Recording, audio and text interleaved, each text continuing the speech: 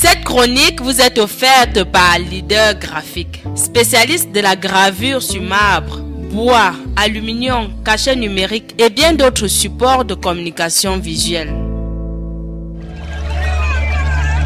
À ma façon, j'ai pris la décision résolue de conjurer définitivement cette irréversibilité du temps. J'ai trouvé, si vous voulez, ma réalisation plénière dans l'instant présent. J'explore désormais l'infini avenue qui s'ouvre devant moi et que j'appelle liberté. Je suis un être en devenir.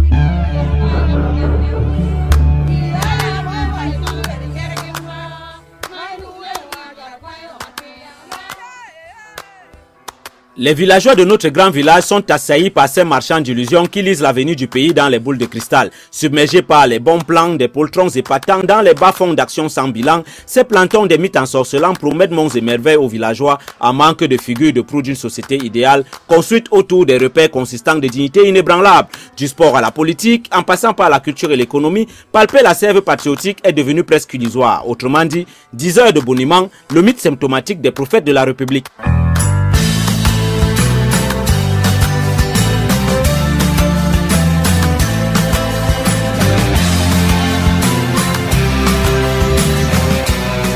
Massé Malong en miel sauvage de Sokélé.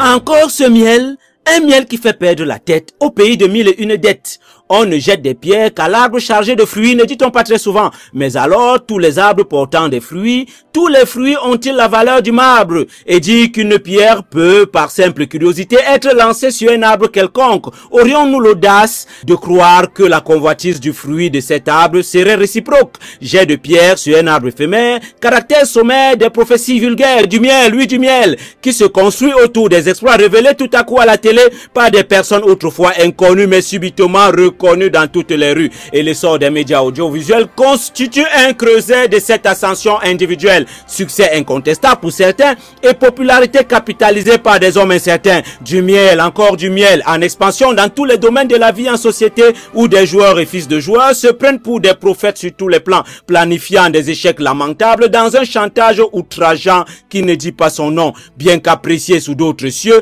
de retour au pays, ce talent manque de sérieux. Querelle à n'en plus finir, orgueil à mourir de rire, désir fou à devenir vampire. Du miel, toujours du miel, pour un résultat qui meurtrit l'âme profonde de la nation, avec une prophétie de prophète qui ne dure que le temps d'une interview à la télévision, exactement comme ces troubadours du monde culturel, perdus lors de leurs envolées lyriques et convaincus d'être des David et Goliath, d'une érudition en perte de créativité artistique. Du miel, oui du bon miel, célébré à l'hôtel des égoïsmes surdimensionnés et avoué solennellement au parloir républicain. Un miel précieux et délicieux à savourer sans modération dans un repère de maîtres chanteurs malgré les perpétuels raclés et préjudices causés à l'orgueil national. Du miel à vendre et à revendre, hommage rendu aux enfants aux dents de lait, en lieu et place des martyrs déjà vendus au rabais.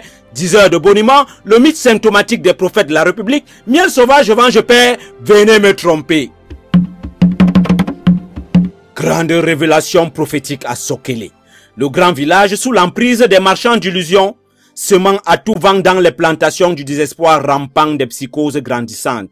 Au menu, se vêtir d'un costume voilant sa personnalité de paille, et tel un moine, faire ripaille en prêchant l'évangile du Saint-Sacrement, malgré le réveil d'une sainte canaille outrée par la promesse d'un paradis post-mortem. Du miel.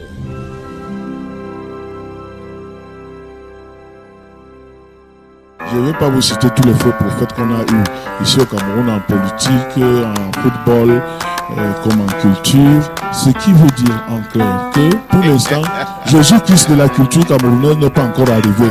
On l'attend.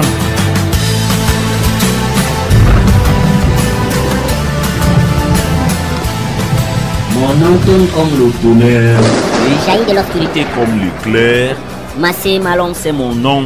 La conscience du village en émergence.